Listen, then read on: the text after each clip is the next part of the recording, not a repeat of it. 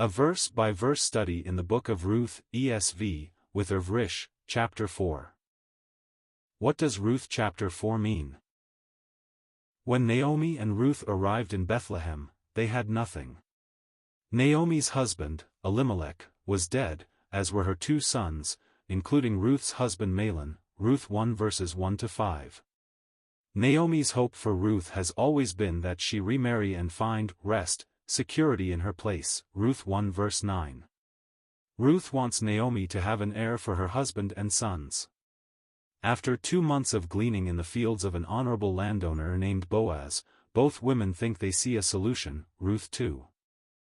Ruth has proposed to Boaz, as Naomi wished her to. Yet she also boldly asked for a unique condition, that Boaz buy Naomi's land and give her an heir. This child would re-inherit the purchased land under Naomi's husband's name. Boaz was already in awe of Ruth. She'd forsaken her Moabite family, identity, and gods to care for Naomi. Now, she forsakes her own chance to marry a younger man, whether rich or poor but in love, for the sake of Naomi's comfort and honor. He readily agrees, Ruth 3. First, however, Boaz must settle with a closer relative, the next person legally entitled to provide an heir for Naomi. He goes to the city gate where he waits for the man to pass by, then asks him to sit down. This is where town elders rule on or witness business and legal transactions. When Boaz offers the land, the man quickly agrees. But when Boaz challenges him to marry Ruth and give up that land for another man's heir, he demurs. Buying land in the first year after a famine has ended is risky enough. If he had to later give it away to a boy not in his family, he would risk ruin. Further, the woman in question is from Moab, Deuteronomy 23 verses 3-6, and could bring disrepute to the family, Ruth 4 verses 1-6. Boaz and the closer relative complete their legal transaction. The man officially withdraws his claim, and Boaz buys Naomi's land. He announces his marriage to Ruth and declares his intention to provide an heir in the name of Ruth's late husband, Ruth 4 verses 7-10. The elders and the people gathered to watch the proceedings swear their witness. They then bless Boaz, Ruth, and their future children. They are impressed with Ruth's kind heart and Boaz's honorable behavior. The crowd compares them to the women and men of the past who made the nation of Israel and the tribe of Judah great, Ruth 4 verses 11-12. God blesses the honorable Boaz and Ruth. He allows Ruth to present Naomi with a son. The women of the city give praise to God and to Ruth. Naomi is content. The narrator reveals that this son, Obed, is more than a long-wanted child or a landowner in Bethlehem. He becomes the grandfather of King David, Ruth 4 verses 13-17. To emphasize the significance of these events, the author presents the genealogy of Israel's great king, David. This line begins with Perez, one of the twin sons born after Tamar assumed her legal rights by tricking her father-in-law into a Levirate marriage, Genesis 38. It passes through Nahshon, the leader of the tribe of Judah during the Exodus, Numbers 2:3. 2 generations later is Boaz, who welcomed a Levirate marriage with Ruth. And it ends with David, Israel's greatest king, Ruth 4 verses 18-22. For Jews, this was miraculous enough. For Christian believers today, it proves that Ruth, a Moabitess, is an ancestress of Jesus the Messiah, Matthew 1 verses 5-16, Luke 3 verses 23-32. Chapter context: Ruth 4 closes the story of how a Moabite woman came to be part of the genealogy of King David. Naomi, an Israelite from Bethlehem, fled a famine with her husband and 2 sons. The men died and Naomi returned to Israel with Ruth, her Moabite daughter-in-law. Ruth enlists the help of Boaz, an honored landowner, to buy Naomi's land and give her an heir. After Boaz negotiates with relatives, Ruth and Boaz marry. Naomi holds the boy born in the name of her husband's family. This child becomes the grandfather of David. Verse by verse. Verse 1. Now Boaz had gone up to the gate and sat down there. And behold, the Redeemer, of whom Boaz had spoken, came by. So Boaz said, "Turn aside, friend, sit down here." And he turned aside and sat down. Naomi wants Ruth to find a good husband who can provide her rest, a secure life, Ruth 1 verse 9. If Ruth had the same priority, she could have chosen any number of younger men and married either for wealth or for love. Ruth would rather use her marriage to bless Naomi. If she can marry a kinsman redeemer of Naomi's husband, he will be more likely to buy Naomi's land and use the money to support her. Ruth goes even further. Levirate marriages, in which a man marries his late brother's wife to give the deceased man an heir, apply only to brothers. Ruth hopes to combine a Levirate marriage with a kinsman redeemer. For that goal, Ruth has proposed to Boaz, Ruth 3, a relative who has shown the women great kindness since they arrived in Bethlehem, Ruth 2. He has agreed but mentions that he is not Naomi's husband's closest relative. There is another. Naomi must have known this, as Bethlehem isn't that big. So, why didn't she send Ruth to that other man? Likely because she wasn't thinking about a Levirate marriage. She was thinking how kind Boaz has been and what a good husband he would be for Ruth. When Ruth returned home and told Naomi what had transpired at the threshing floor, Naomi told her Boaz would act quickly, Ruth 3 verses 16 to 18. Naomi is right. It is only a few hours later when Boaz goes to the city gates. The gates are important for two reasons. First, it's where business and legal transactions take place. Second, Boaz probably assumes the next of kin will come through on his way to the community threshing floor. When the unnamed man passes by, Boaz invites him to talk. Boaz respects Ruth and wants to marry her, Ruth 3 verses 10 to 13. But even if the other man agrees to buy Naomi's land, marry Ruth, and provide Naomi with an heir, Boaz will have accomplished his own mission, to watch God reward Ruth for her sacrifice, Ruth 2 verse 12. Context summary: Ruth 4 verses 1 to 6 is the climax of the romance portion of the story. Ruth has asked Boaz to marry her, buy Naomi's land, and give Naomi an heir in the name of her husband. Boaz agrees, but first he must give Ruth's proposal to a nearer relation. Will this new man agree? Or will Ruth find rest in the home of the kind and noble Boaz? The storyteller builds the suspense. Verse 2. And he took 10 men of the elders of the city and said, "Sit down here." So they sat down. Boaz is at the city gates of Bethlehem. His goal is to make sure Ruth gets what she wants, someone to buy Naomi's land and have an heir in the name of Naomi's late husband. If Boaz marries Ruth, he will do all she asks, Ruth 3 verse 11. Buying the land isn't an issue, any relative can do that. But because the deceased's brother is responsible for providing an heir, Deuteronomy 25 verses 5 to 6, and neither Naomi's husband nor son has a living brother, no one is obliged to give Naomi an heir.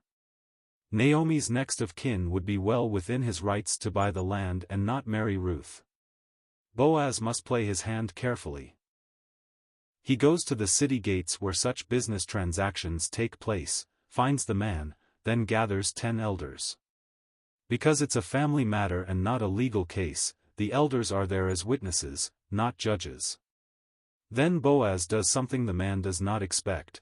He uses the honor-shame culture to set a benign sort of ambush, Ruth 4 verses 3 to 5. An elder is a community leader who makes religious, social, and leadership decisions, Numbers 11:16. Moses appointed the first official Israelite elders when his father-in-law recognized the need to delegate decision-making, Exodus 18. We don't know why Boaz chose 10 elders, but it is interesting to note that in the time of Jesus, a synagogue could only be established if the town had 10 Jewish males. Verse 3. Then he said to the Redeemer, Naomi, who has come back from the country of Moab, is selling the parcel of land that belonged to our relative Elimelech. The issue of land ownership in the Old Testament is closely tied to Israel's relationship with their God. After Abraham's father died, God called Abraham to leave Haran and travel to Canaan. God promised that one day Abraham's descendants would own all of Canaan, Genesis 12 verses 1-2, 15:18-21. God's promise to Abraham was unconditional. At some point, his descendants would inhabit specific boundaries. After God rescued the Israelites from Egypt, he explained how that generation could acquire and keep Abraham's inheritance. If they obeyed God's law and served him only, they would receive the land and keep it, enjoying the abundance God would provide. If they rejected him, they would experience famine, pestilence, and exile, Deuteronomy 28.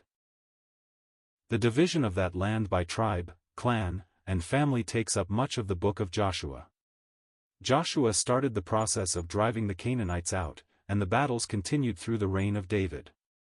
For instance, at the time of Ruth, the Israelites have Bethlehem, but the Jebusites control nearby Jerusalem. Land ownership was an extremely important part of Israelite life. It was the inheritance of God and proof that one's family was in obedience to God. When Elimelech left Bethlehem, he would have sold his land to get capital for his move to Moab. Some biblical scholars think God killed Elimelech as punishment for forsaking his family's birthright. The book doesn't say. When Naomi returns to Bethlehem without husband or sons, she might feel she has dishonored her husband by not providing him with an heir who can buy back the land, Ruth 1 verses 11-13, 20-21. She certainly feels abandoned by God, Ruth 1 verses 20-21. Even if Naomi had the money to buy back the land, widows did not own land. They needed a husband, son, or another male relative to own it and use the proceeds to support them. Naomi doesn't even have the money to buy seed or hire laborers. Only once does the Old Testament speak of daughters inheriting their father's land. The daughters of Zelophehad had no brothers but insisted their father had the right to pass on his land to them. The leadership agreed, so long as they married within their tribe, keeping the land in the tribe, Numbers 36. To stabilize land ownership, God codified the tradition of the kinsman redeemer into the Mosaic law. If a man fell into debt and had to sell his land to survive, a relative would buy it and either sell it back to the man or return it at the year of Jubilee, Leviticus 25 verses 25-28, 47-49. This is part of Ruth's plan for providing for Naomi. She wants Boaz to redeem the land from Elimelech's buyer and provide Naomi with an heir who will inherit it back in Elimelech's name. This is a big ask, but Boaz is more concerned with how God's heart is expressed through the spirit of the law. So, he boldly approaches Elimelech's nearest relation and challenges him to buy Naomi's land. The man quickly agrees, Ruth 4 verse 4. Because Naomi has no male heir, he will not have to hand it over at the year of Jubilee. He will gain more land for his own sons. But then Boaz reveals the rest of Ruth's plan, Ruth 4 verse 5. He tells the man he must marry Ruth and give Naomi an heir. The man withdraws, Ruth 4 verse 6. To spend the money to buy the land just to give it to a child born to another man's name would incur financial difficulties unless his own land was unusually prosperous, which is in question considering the recent famine. Relative can mean male relative or brother.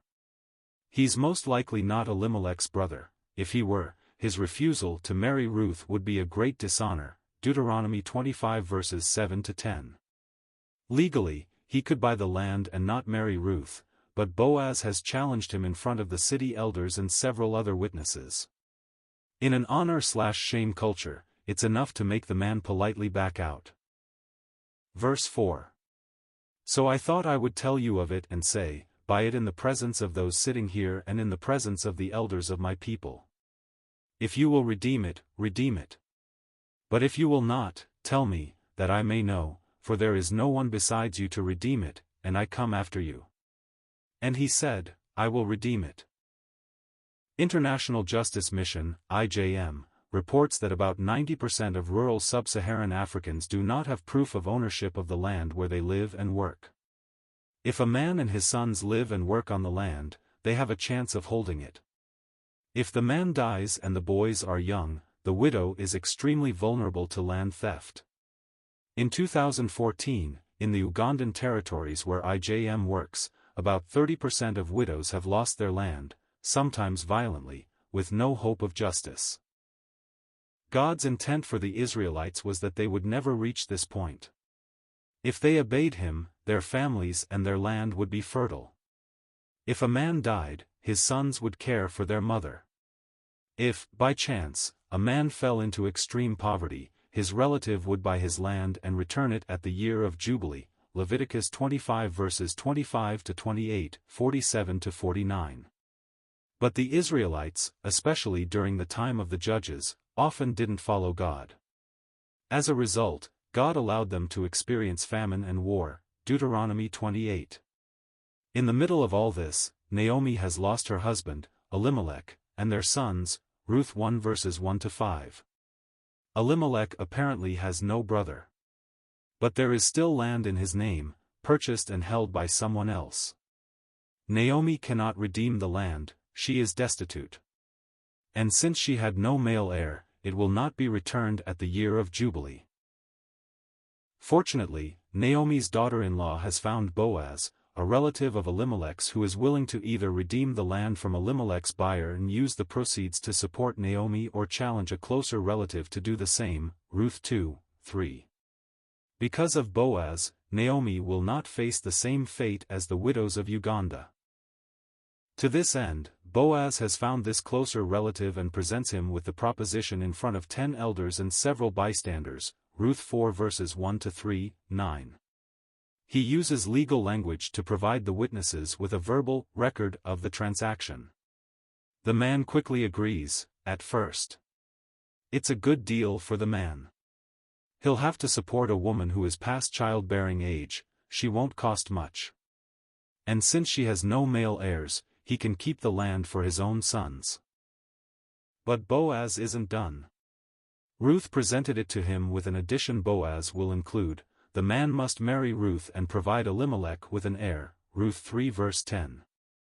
Unless the man is Ruth's late husband's brother, he is not legally obligated to join her in a Levirate marriage, Deuteronomy 25 verses 5 to 6. But Boaz challenges him to care for a widow of Israel in front of 10 city elders and a crowd of bystanders. He can't politely take the land and not take Ruth without bringing dishonor on his house. And yet, to agree would risk financial ruin if his own fields fell into another famine, Ruth 4 verses 5 to 6. So, the nameless man backs out, opening the path for what Naomi, Ruth, and Boaz wanted all along. Boaz will marry Ruth, care for Naomi, and give Elimelech an heir. Verse 5. Then Boaz said, the day you buy the field from the hand of Naomi, you also acquire Ruth the Moabite, the widow of the dead, in order to perpetuate the name of the dead in his inheritance. There's a lot of nuance in this verse, particularly with the language and the legal consequences of that language. The gist of the verse is that a relative of Elimelech's has agreed to buy Elimelech's family land from the man who had bought it when Elimelech took his family to Moab. The man will use the proceeds to care for Elimelech's widow, Naomi, as long as she lives. Boaz, who presented the offer on Naomi's behalf, isn't finished. If the man is honorable, he will also marry Naomi's daughter-in-law and give Elimelech an heir. That he will buy the field from the hand of Naomi is unusual because, technically, women didn't have the right to own land. Apparently, Elimelech sold the land to someone who was not in his clan, thinking he could buy it back or re-inherit it on the year of Jubilee, Leviticus 25 verses 25 to 28, 47 to 49. Since Elimelech and his sons are dead, Naomi wants a closer relative to buy it to keep it in the clan, but he would have permanent ownership since Elimelech had no one to receive it. Then Boaz identifies Ruth as a Moabite. This is true, of course, but why does he bring it up? Is it required for legal reasons? Or, considering the scandalous reputation of Moabite women, Genesis 19 verses 30 to 38, Numbers 25:1-9, is Boaz trying to discourage the man from accepting the offer? Next, Boaz identifies Ruth as Set Hamet, or wife of the deceased, even though he has already identified the landowner as Naomi, who is the literal wife of the deceased. Technically, Elimelech died before his son, and Ruth's husband, Mahlon, so Mahlon would have inherited the land in absentia. But Ruth is a Moabite, and foreigners could not own land in Israel. So, Ruth isn't the agent of Mahlon's estate, Naomi is. Boaz also tells the kinsman redeemer he will acquire Ruth. The interpretation of this is problematic. Is he buying Ruth, or is the King James right when it reads, "What day thou buyest the field of the hand of Naomi, thou must buy it also of Ruth the Moabitess"?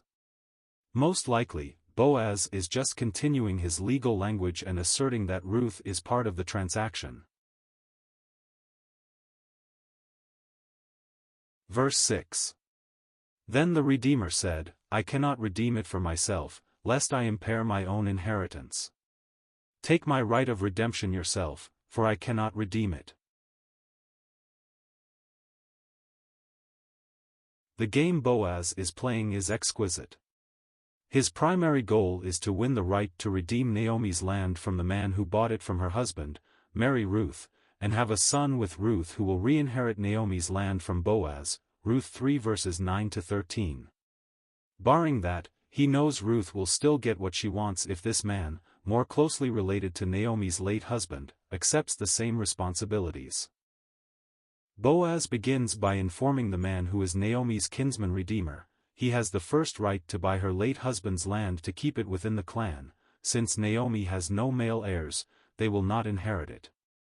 With the famine over, there is minor risk for the man, he gets more land for his own sons, and he agrees, Ruth 4 verses 1 to 4.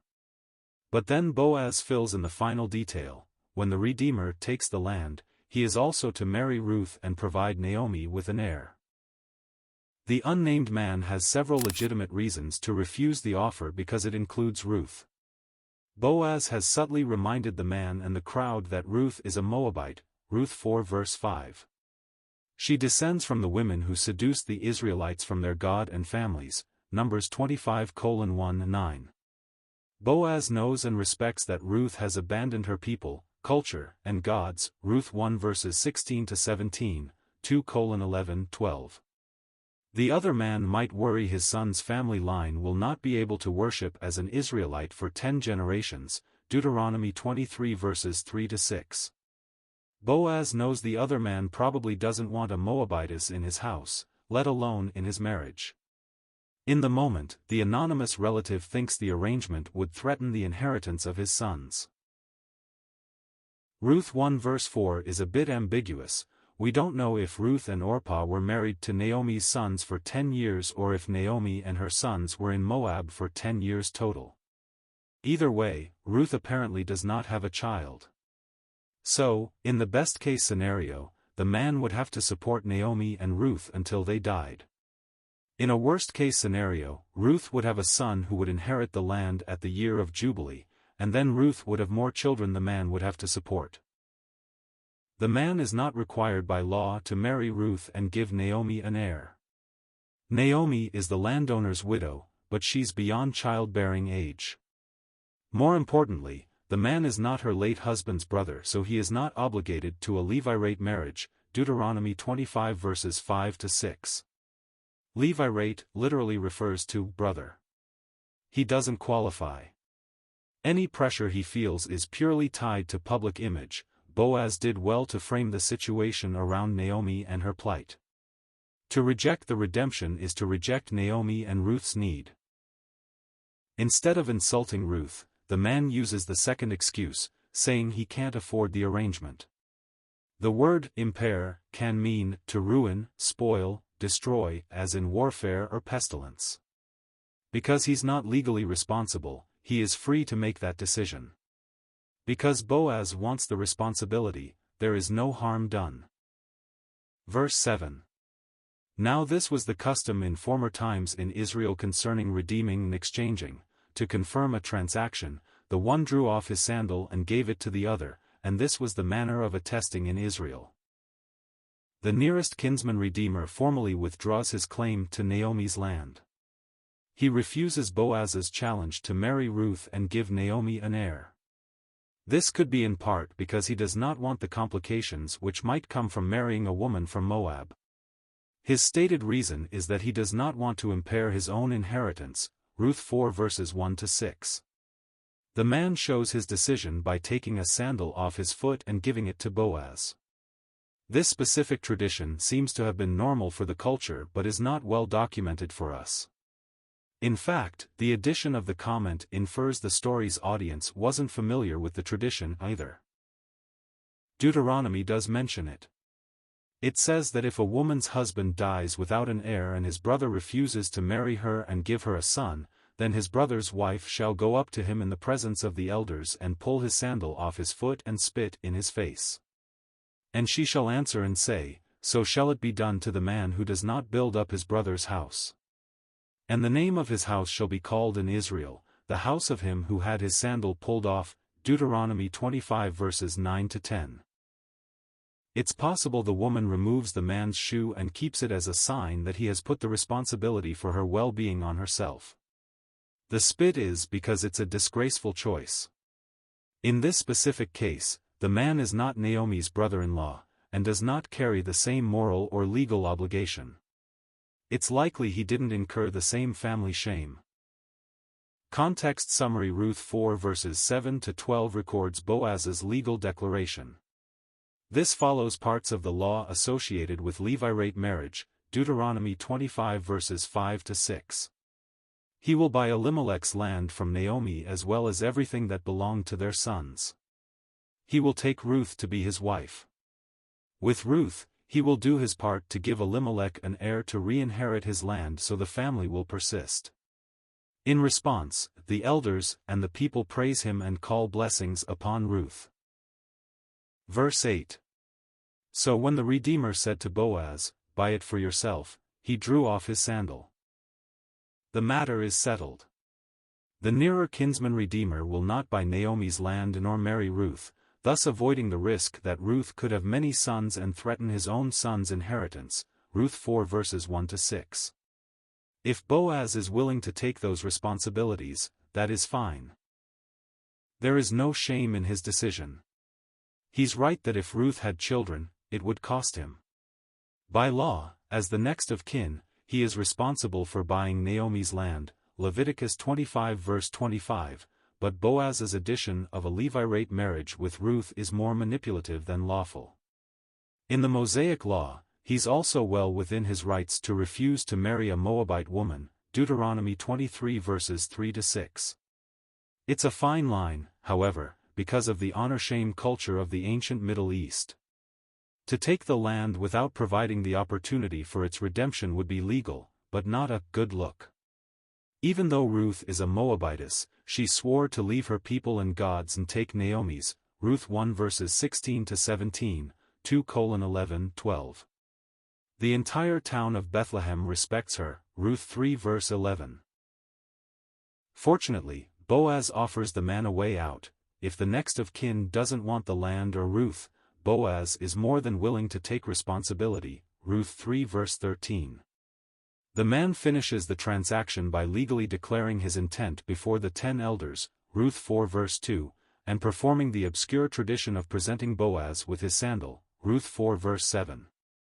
He is mentioned no more. Most importantly, Boaz can now complete Ruth's plan of providing Naomi with everything she needs and proving that Yahweh did not abandon her. Verse 9. Then Boaz said to the elders and all the people, You are witnesses this day that I have bought from the hand of Naomi all that belonged to Elimelech and all that belonged to Chilion and to Mahlon.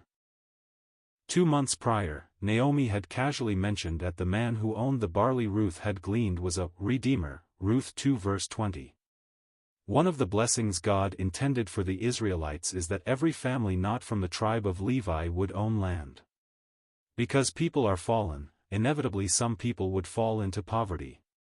If someone had so much debt they had to sell their land, that was a violation of God's intent for the Israelites. It was especially so if the man sold the land to someone outside his clan and tribe. To mitigate damage to the social order, a near relative was to purchase the land until either the original owner could earn the money to buy it back or until the year of Jubilee, Leviticus 25 verses 25 to 28, 47 to 49. Jubilee was an extra special Sabbath that occurred after every 7 sevens of years, or every 50 years. At that time, prisoners, captives, and slaves were to be released and all land was returned to the family of its original owner. The people and the land were to have a year of rest, Leviticus 25 verses 8 to 34. Naomi's husband, Elimelech, owned farmland but sold it when the family left for Moab. Now, Elimelech and his 2 sons are dead, Ruth 1 verses 1 to 5. Naomi can't hold the land because she's a woman and not in Elimelech's birth family. Ruth can't hold it because she's a woman and a foreigner. Elimelech's next of kin has withdrawn his right to buy Elimelech's land from the previous buyer and keep it in the clan, Ruth 4 verse 6. Boaz, Elimelech's second closest male relative, legally takes possession. He will buy the land and all possessions Elimelech and his sons owned from Naomi. Inferred is that he will also take responsibility for Naomi's well-being. At this time, some financial records were recorded on clay and sealed in pots. We have no idea how extensive the practice was or if Boaz included a written record.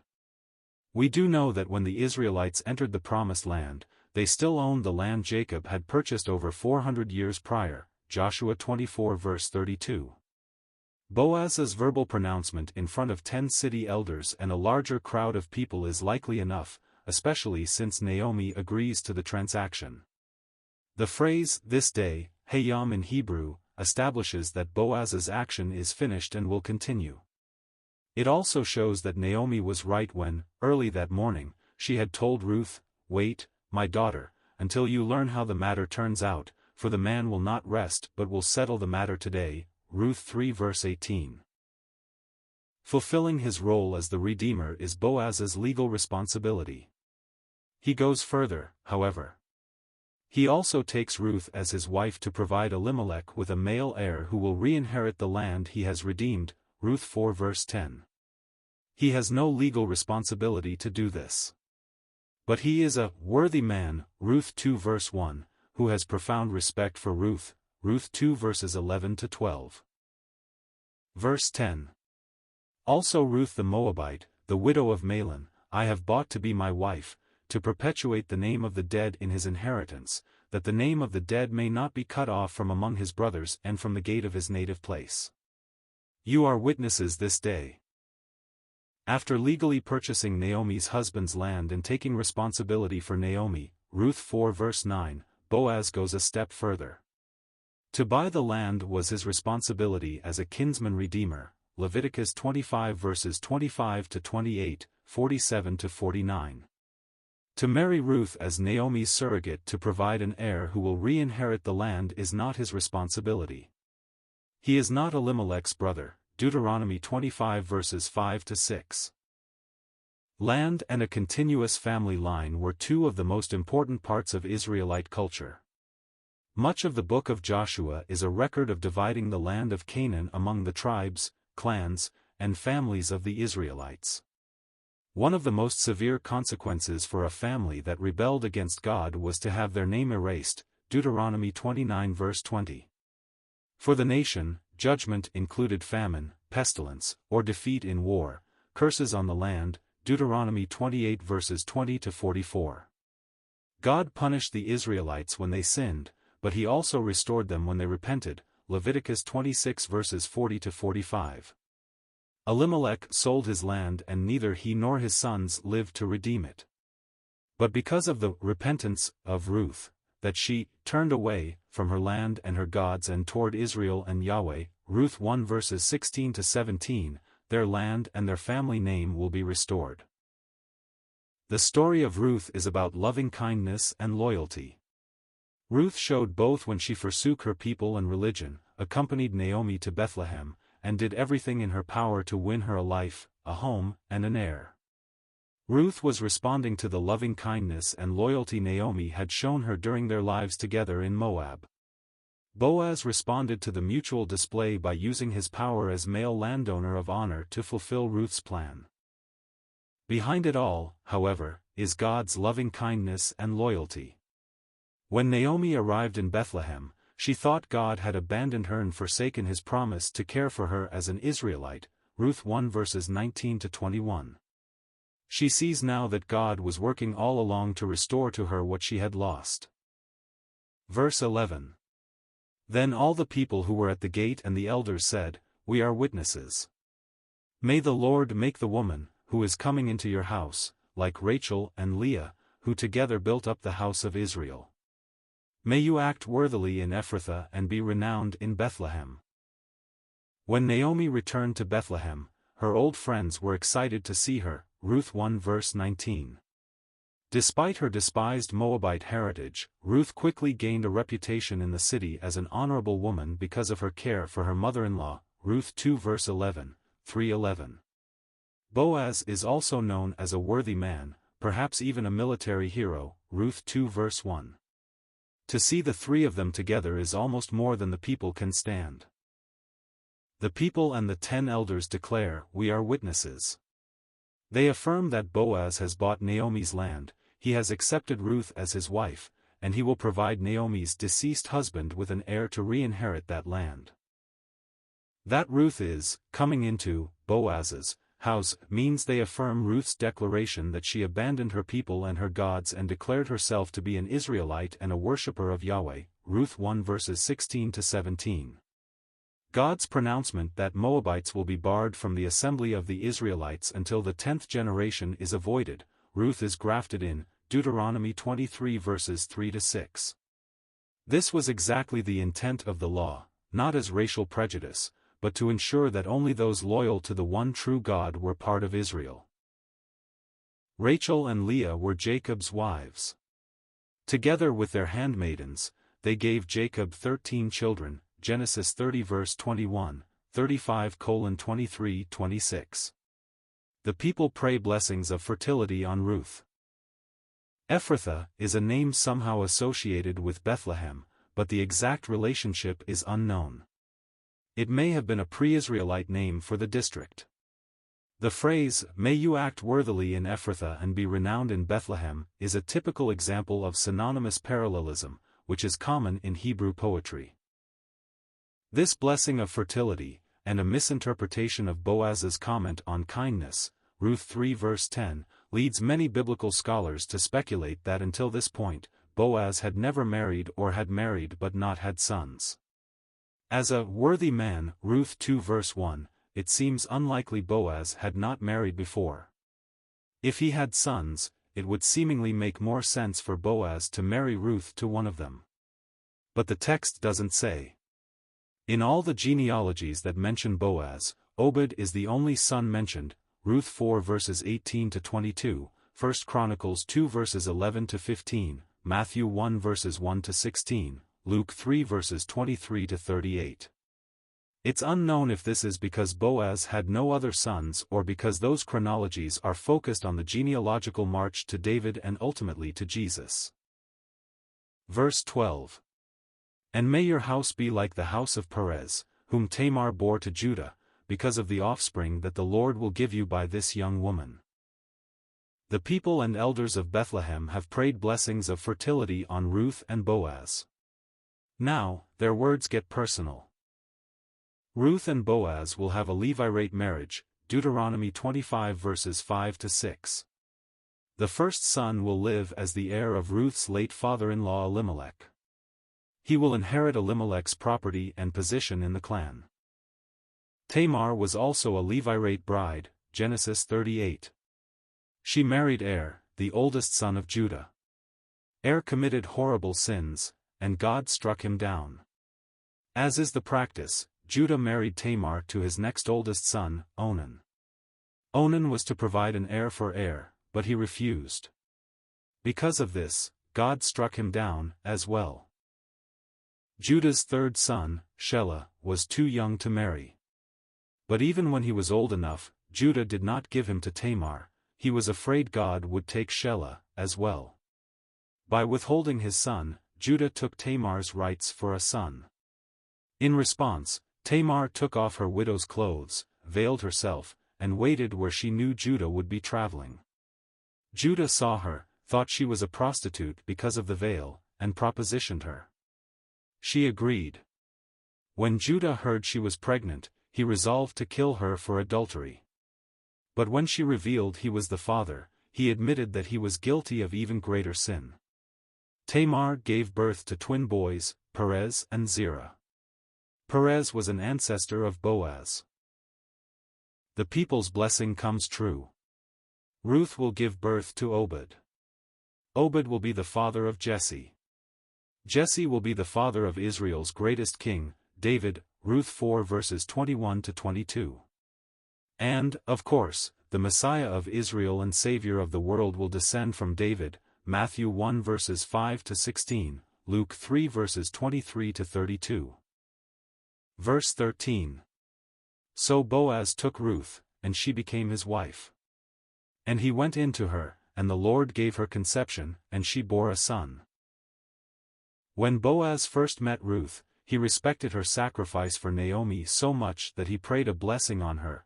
The Lord repay you for what you have done, and a full reward be given you by the Lord, the God of Israel, under whose wings you have come to take refuge. Ruth 2 verse 12. 2 months later, when Ruth proposed to Boaz, she said, "Spread your wings over your servant," Ruth 3 verse 9, challenging Boaz to be the agent of his own blessing. Boaz agreed to do what he could do. God honors both their choices. This is one of only 2 mentions that God acts directly in the story of Naomi and Ruth. The first was when he lifted the famine in Bethlehem, Ruth 1 verse 6. Fertility of the land and of humans is in God's hand. Every other choice and act that led to this moment came from people whose hearts are inclined to God's will. This is God's normal way of interacting with humans. We may wish for His divine intervention for our safety, or blessing, or even convenience. We may pray that He perform miracles for the sake of His work. He does want us to rely on Him and trust Him to provide, but He also invites us into His work. He wants to work with and through us. God gave Israelites food. Naomi made the choice to return to Bethlehem. Ruth made the choice to come with her and plan for her care. Boaz made the choice to join Ruth in her work. God completed the work by giving a son. Through human choices and God's work, that son led to King David, who led to Jesus the Messiah, Matthew 1 verses 1 to 16. If God had not invited Ruth into his work and she had not responded, if he had used more traditional family lines, we wouldn't have had this story about loving kindness, self-sacrifice, family loyalty, and a Moabite woman in the line of the Savior of the world. Context summary: Ruth 4 verses 13 to 17 records the fulfillment of Ruth's wishes and God's plan for Naomi. Ruth and Boaz are married and have a son. He will be the heir of Naomi's late husband, continuing his name and the ownership of his land. This lifts Naomi's social stigma of not providing an heir, and the women of Bethlehem rejoice. Verse 14. Then the women said to Naomi, "Blessed be the Lord, who has not left you this day without a redeemer, and may his name be renowned in Israel." The women of Bethlehem rejoice that God has blessed Naomi. She now has a grandson who will be the heir of her husband, Elimelech. Their welcome to the baby completes the inclusio, a literary bracket which surrounds a particular storyline, which began with their warm welcome to Naomi in Ruth 1 verse 19. The use of the word redeemer is rich. L. Morris defines redemption as deliverance from some evil by payment of a price. Boaz redeemed Elimelech's land from Naomi so she didn't have to sell it outside the clan. Ruth redeemed Elimelech's line and Naomi's honor by providing an heir, Obed, Ruth 4 verses 13 and 17. Obed will redeem Naomi's future. Should Boaz die before Naomi, Obed will care for her. Obed's grandson David, Ruth 4 verse 22, will redeem the honor of Israel as its greatest king. Generations later, David's descendant Jesus will redeem the world. As God and man, he will live a sinless life. He will agree to die on the cross to carry the world's sins. Those who choose to accept his offer of forgiveness will be saved, reconciled with God so they can live with him in eternity. The subject of his name is confusing. Is it talking about God, completing the phrase, blessed is the Lord? Or does it refer to Obed, beginning, may he also be to you one who restores life? Ruth 4 verse 15. Or is it referring to Boaz who was the more immediate redeemer? The ESV is inconclusive. The NASB and NIV say Obed. One version of the Septuagint translates it, and may he call your name in Israel. Since Obed means servant or worshipper, that would make sense. The Net translation points out that the pronoun he of Ruth 4 verse 15 refers to the Redeemer, so this pronoun should, as well. It is Obed who will remain famous in Israel. Obed isn't mentioned in Scripture again outside of genealogies, but the fact that we know his name means the blessing came true. Verse 15. He shall be to you a restorer of life and a nourisher of your old age, for your daughter-in-law who loves you, who is more to you than 7 sons, has given birth to him. In Ruth 1, Naomi faced famine, the loss of all the men who would have provided for and protected her, and debilitating depression. With Obed, all her losses are refilled. Bible scholars compare Naomi's story to that of Job. At the beginning, they have lost everything. Job is left with a traumatized wife and 3 less than useful friends. Naomi has a foreign daughter-in-law. By their story's end, both have been restored. God doubled Job's possessions and gave him 7 sons and 3 honored daughters, Job 42 verses 10 to 15. Naomi's restoration is more modest, a home, a family, and an heir for her husband, who will care for her needs, but it is more than she ever thought she would receive. She lost 2 sons, but her daughter-in-law is worth far more. As misogynistic as the culture of Israel and the ancient Near East was, those who reflect God's heart show a different view of women. Boaz calls Ruth worthy, Ruth 3 verse 11, placing her on the same level as himself, Ruth 2 verse 1. Job's daughters are named and given an inheritance along with their brothers, Job 42 verses 14 to 15. When Hannah struggles with infertility, her loving husband asks her, "Am I not more to you than 10 sons?" 1 Samuel 1 verse 8. Even in the Old Testament, those who more closely followed God's law more equally treated all people. If Naomi's son, Ruth's husband, had lived, he would have moved back to his hometown, inherited his father's estate, had children with his wife, and taken care of his mother. Ruth did far more. She abandoned her home, rejected her gods, and moved permanently to a foreign land where the God she claimed as her own had set a law that the Israelites were not to seek her people's welfare, Ruth 1 verses 16 to 17, Deuteronomy 23 verses 3 to 6.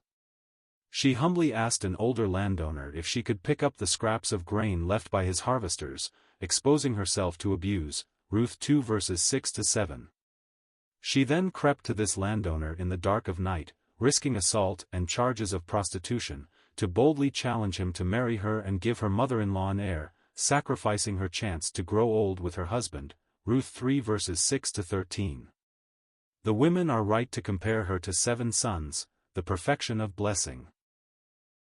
Like Tamar before her, Genesis 38, and Esther after, Esther 7 verses 1 to 6, Ruth is a beautiful example of a woman working within her dangerous culture to fulfill God's plan for herself and others who are unaware that God is even working. Verse 16. Then Naomi took the child and laid him on her lap and became his nurse. Naomi left Bethlehem with a husband and 2 sons. She returned with a Moabite daughter-in-law. She told her old friends, "I went away full, and the Lord has brought me back empty. Why call me Naomi, when the Lord has testified against me and the Almighty has brought calamity upon me?" Ruth 1 verse 21. That grief will stay with her forever. No one can suffer that much loss and simply get over it. What she no longer must carry is the shame of not providing a male heir for her husband and the fear that no one will care for her as she grows old. She can also let go of the belief that the God of Israel has abandoned her. It was Yahweh who lifted the famine in Israel and drew Ruth to follow her to Bethlehem, Ruth 1:6, 16-17. And Yahweh allowed Ruth to get pregnant with a son on Naomi's behalf, Ruth 4:13. Nurse, in Hebrew, is amon and can also mean foster parent. The same term describes Mordecai with respect to Esther, Esther 2:7. This has led scholars to suggest Naomi kept Obed at her home and raised him, herself, while Ruth lived with Boaz. That's possible, but the text doesn't say so directly. Lap is mistranslated.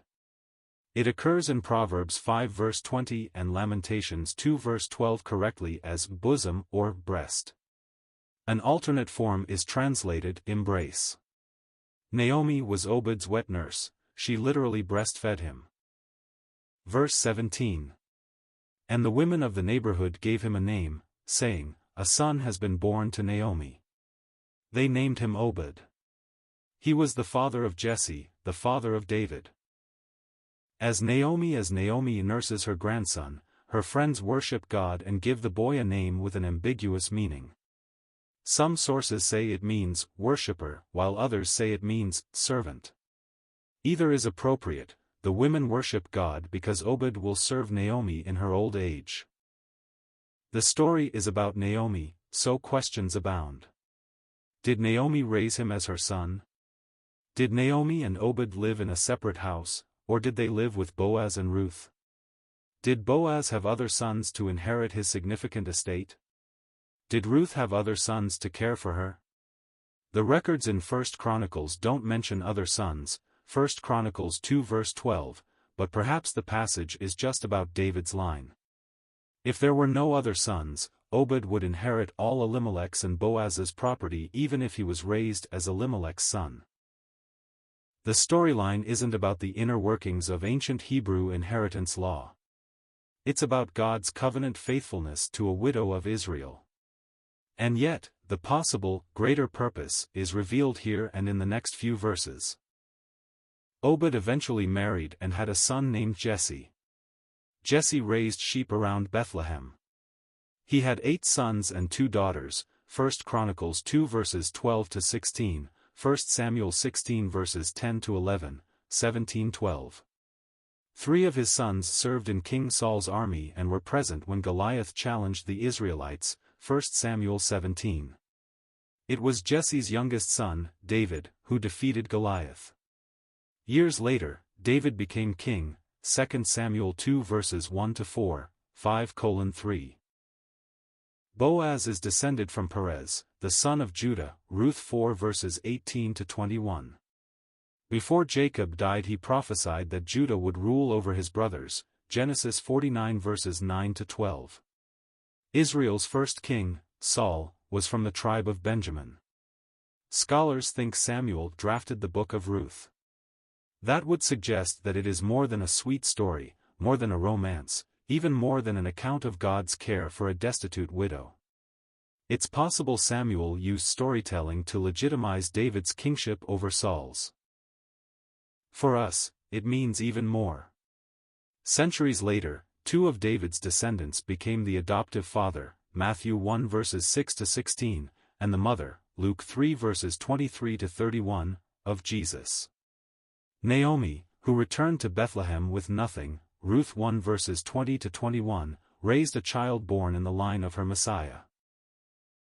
It is also interesting to note that Boaz's mother was Rahab, Matthew 1:5, a Gentile from Jericho who saved the Israelite spies and then became part of the Israelite community, Joshua 2:6. The reality that salvation is for both Jew and Gentile is hinted at even in the genealogical line of Jesus, Galatians 3:8-9, and particularly in Boaz. Verse 18. Now these are the generations of Perez. Perez fathered Hezron. The story about Ruth is primarily about God's faithfulness to Naomi, but it ends with God's faithfulness to Israel in providing King David. The last few verses show how Ruth and Naomi fit in the genealogy of David. This genealogy begins with Perez. Abraham had Isaac, Isaac had Esau and Jacob, Jacob had 12 sons and 1 daughter. Jacob's 4th son was Judah. Because of the sins of Judah's 3 older brothers, Jacob prophesied that Judah would reign over the whole family, Genesis 49 verses 3 to 12. Judah married a Canaanite woman and had 3 sons, Er, Onan, and Shelah, Genesis 38 verses 1 to 5. When Er was grown, he married Tamar, who may also have been a Canaanite, Genesis 38 verse 6. Er was wicked in the sight of the Lord, and God killed him, Genesis 38 verse 7. The custom of the time, later ratified into the Mosaic Law, Deuteronomy 25 verses 5 to 6, was if a married man died with no heir, his next youngest brother would marry the widow and provide a son in the dead man's name.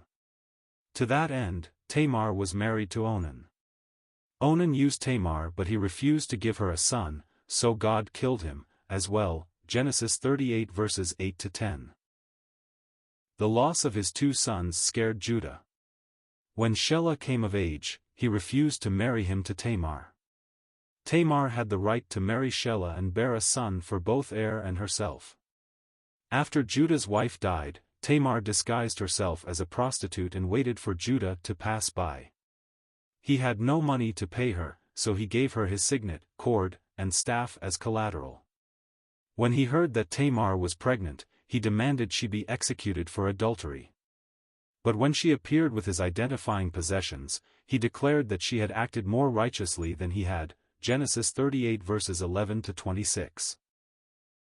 Several months later, Tamar gave birth to twins, Perez and Zerah, Genesis 38 verses 27 to 30.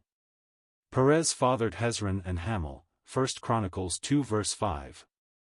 Judah, Shelah, Zerah, Perez, and Perez's sons all traveled from Canaan to Egypt, Genesis 46 verse 12.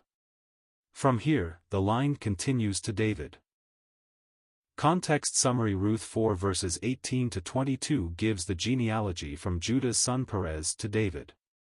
Included are Nahshon, the leader of the tribe of Judah at the time of the Exodus, Numbers 2:3, and Boaz, the hero of the story of Ruth. Not listed are a woman of unknown heritage who manipulated a man into fulfilling his responsibilities to her and his family, Tamar, Genesis 38, a Canaanite woman who betrayed her city for Yahweh, Rahab, Joshua 2:6, and a Moabite woman who sacrificed everything for her Israelite mother-in-law, Ruth. What's not clear is if every generation is listed. Verse 19. Hezron fathered Ram, Ram fathered Amminadab. David's genealogy continues. It began with Perez, the son of Judah and Judah's daughter-in-law Tamar, Genesis 38. Perez had Hezron and Hamul, 1 Chronicles 2 verse 5. Hezron had Jerahmeel, Ram, and Chelebai, 1 Chronicles 2 verse 9. Ram, of course, had Amminadab. Scholars note that this may be a shortened list. Perez's sons, including Hezron, went to Egypt with Jacob's family likely around 1876 BC, although they may have been young, Genesis 46 verse 12. Nahshon, Amminadab's son, was a contemporary of Moses, so he would have been born in the 1500s, Exodus 6 verse 23. That comes out to 4 generations in about 430 years, including the 30 spent before the Israelites were enslaved, Exodus 12 verse 40. Considering Moses lived to 120, Deuteronomy 34 verse 7, it's not outside the realm of possibility, but it's certainly possible and even likely the historians left some of the generations out. The line of names is consistent in Ruth 4 verses 18 to 22, 1 Chronicles 2 verses 5 to 15, and Matthew 1 verses 3 to 6. Luke differs. He lists Perez, Hezron, Arni, Admin, Amminadab, Nahshon, Salah, Salmon, Boaz, Obed, Jesse, David, Luke 3 verses 31 to 33. It's possible that Arni, Admin, and Ram were men involved in another Levirate marriage like Boaz and Ruth or Judah and Tamar, but there's another option. Arni, in Luke 3 verse 33 in the Septuagint is rendered Ram, Aaron, or Haran depending on the translation. The NASB, CSB, and NIV use Ram. The CSB and NIV leave out admin entirely. Admin, adokimos, in the NASB, means unapproved or worthless. So, more likely, Luke's Gospel changes Ram's name to Arni or Aram, and Admin was left out of Hebrew records because he was an embarrassment to the family. Verse 20. Amminadab fathered Nahshon, Nahshon fathered Salmon. This genealogy of David is likely condensed. The time between Perez's father Judah to Nahshon was over 400 years, from the time of Jacob's labor for Laban until the Exodus, Exodus 12 verse 40. Nahshon knew Moses, Exodus 6 verse 23, whom historians think was born around 1526 BC. Historians think David was born shortly after 1040 BC. That's a lot of time for so few generations. We don't know much about Amminadab except that Aaron married his daughter, Exodus 6 verse 23, he would have been born in Egypt and lived most if not all of his life there. Nahshon was the chief of Judah during the Exodus, which made him the third most powerful Israelite after Moses and Aaron, Numbers 1:7, 2:3, 7:12. Matthew 1 verse 5 says that Salmon, Salah, in Luke 3 verse 32, married Rahab. Because Matthew lists Tamar and Ruth, two other foreign women in Jesus' line, this is likely Rahab the prostitute who helped the Israelites take Jericho, Joshua 2:6. Some scholars think there are missing generations between Salmon and Boaz, but unlike the list in Ruth 4 verse 19, there are no other accounts with additional names. The line is possible if all the men from Salmon to Jesse were about 100 years old when they had their sons. It is certainly plausible, and even likely, there are missing men throughout the list. Israelites tended to reserve the fifth and seventh of a list for honor. The fifth here is Nahshon, a leader of his people. The seventh is Boaz, Ruth 4 verse 21. That there are 10 names total is even more significant and gives further evidence the record is selective. A list of 10 generations is used to indicate a transition from one major era to another. According to Zvi Ron, Genesis gives 10 generations from Adam to Noah, Genesis 5, then another 10 between Noah and Abraham. In this case, the transition is from the time the Israelites went to Egypt until the time of the Davidic monarchy. Scholars say Samuel wrote Ruth. If so, he is documenting the legitimacy of David's monarchy over that of Saul. Verse 21. Salmon fathered Boaz, Boaz fathered Obed. David's genealogy finally reaches Boaz and Ruth's son Obed. And yet, this verse and the next bring the most confusion to biblical scholars. Matthew's genealogy of Jesus states that Salmon married Rahab, Matthew 1 verse 5. Rahab is Boaz's mother. Considering Salmon's father Nahshon was the chief of the tribe of Judah during the Exodus, Numbers 2:3, and the only other women Matthew mentions, Tamar and Ruth, are either foreign or came into the line through dubious circumstances, there's every reason to believe this is the Rahab who hid the spies in Jericho, Joshua 2:6. That makes Salmon between 20 and 40 years old when the Israelites entered the Promised Land, likely around 1406 BC. Salmon has Boaz, Boaz has Obed, Obed has Jesse, and Jesse has David, likely sometime after 1040 BC. If Salmon were 30 when he entered the Promised Land and he, Boaz, Obed, and Jesse had their sons when they were 100, this would work. The Jewish interpretation is more likely. Jews reserve the fifth and seventh positions on a list for honor. In Ruth 4 verses 18 to 21, the fifth name is Nahshon, the leader of the tribe of Judah during the Exodus, Numbers 1:7, 2:3, 7:12. The seventh is Boaz, the hero of the story. In addition, 10 generations, like the line from Adam to Noah in Genesis 5, then from Noah's son Shem to Abraham in Genesis 11, are symbolic of a major change in society.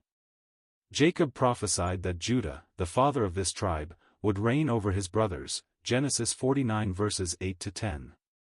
Most scholars think Samuel wrote the Book of Ruth. Scholars V. Ron indicates that the 10-person list is to indicate the transition from the patriarchs to the legitimate monarchy of David. That is, Samuel is shoring up support for David over Saul, who was from the line of Benjamin, not Judah. Verse 22. Obed fathered Jesse, and Jesse fathered David. Obed, the son of the Israelite nobleman Boaz and the Moabite widow Ruth, the heir of Naomi and her late husband Elimelech, will have a son named Jesse. Jesse will have 8 sons and 2 daughters, 1 Samuel 17 verse 12, 1 Chronicles 2 verses 12 to 16. His youngest son, David, will be king of all of Israel. This verse wraps up several loose ends. The very first words in the Book of Ruth are, "In the days when the judges ruled." Ruth 1 verse 1. Judges 17 verse 6 says, "In those days there was no king in Israel. Everyone did what was right in his own eyes." Despite David's sins, he does bring peace and unity to Israel. When Samuel, grieved by the sin of King Saul, goes to Bethlehem to anoint a new king, he most likely arrives in Elimelech's land, 1 Samuel 16 verses 1 to 13, land that was redeemed by Boaz for Obed. David the king fulfills several prophecies, Genesis 17 verses 6 and 16, 49 verse 10, Numbers 24:17, 19, 1 Samuel 2 verse 10. The genealogical line begins with Perez, the grandson of Jacob, who is the grandson of Abraham. In the Abrahamic covenant, God gives Abraham an unconditional oath that the nations, meaning Gentiles, will be blessed through him, Genesis 12 verses 1 to 3. In the Davidic covenant, God promises David that his heir will sit on the throne forever, 2 Samuel 7 verse 16. Jesus, the descendant of David, is the fulfillment of both promises. The story of Ruth and the stories of the Abrahamic and Davidic covenants skip the most legalistic interpretations of the Mosaic covenant. While a legalistic interpretation of the Mosaic law would exclude Moabites from participation in Israel, the Israelites do not despise the Moabite Ruth. Her descendants do not have to wait 10 generations to fully integrate into society and worship, Deuteronomy 23 verses 2 to 6. This, in part, is because she so thoroughly forfeits her heritage to embrace the people and the God of Israel, Ruth 1 verses 16 to 17. Also honoring the spirit of the law more than its letter, which states a dead man's brother is responsible for providing an heir, Deuteronomy 25 verses 5 to 6, Boaz, a farther relation, feels honored to take the role. Ruth is the third of 4 chapters in another story. It began with Tamar, likely a Canaanite, who was the daughter-in-law of Judah. In desperation, she tricked him into fulfilling her right to have a son as well as continuing his family line, Genesis 38. The second chapter was Rahab, the Canaanite prostitute, who hid the Israelite spies and helped Joshua defeat Jericho, Joshua 2, 6. Ruth is a Moabite woman, the descendant of Lot's daughter's incestuous relationship with her father, Genesis 19 verses 30 to 38, and the salacious women who tried to destroy the Israelite men on their way to the Promised Land, Numbers 25:1-9. The concluding chapter will be Bathsheba, the Hittite, whom David takes advantage of. She becomes the mother of Solomon the king, 2 Samuel 11:1, 12:25. All 4 begin life, most likely, as non-Israelites. All 4 entered Israelite society through dubious means. And, aside from Jesus' mother Mary, they are the only women listed in the genealogy of Jesus, Matthew 1 verses 3 to 6. The stories prove there is no loss God cannot redeem, no hardship he cannot see us through, and no sin he cannot forgive. He invites us into his plan to bless others and will, in turn, bless us. Book summary. Though set in a time of violence and tragedy, the Book of Ruth tells one of Scripture's most uplifting stories. Naomi, an Israelite, leaves her home during a famine. While away, in Moab, her husband and sons die. Naomi convinces one of her Moabite daughters-in-law to leave her and seek a new life. The other, Ruth, refuses, declaring her love and loyalty to Naomi. When the pair return to Israel, they encounter Boaz. This man is both kind and moral. His treatment of Ruth secures Naomi's future and becomes part of King David's ancestry. End of Ruth chapter 4, and the end of the book. Please note: the material used in this video is from BibleRef.com, which is from Got Questions Ministries, and is posted here to be read by immersive reader in the Edge browser. If you copy this material, please follow these rules. Content from BibleRef.com may not be used for any commercial purposes, or as part of any commercial work, without explicit prior written consent from Got Questions Ministries. Any use of our material should be properly credited. Please make it clear the content is from BibleRef.com. BibleRef.com content may not be altered, modified, or otherwise changed unless such changes are specifically noted.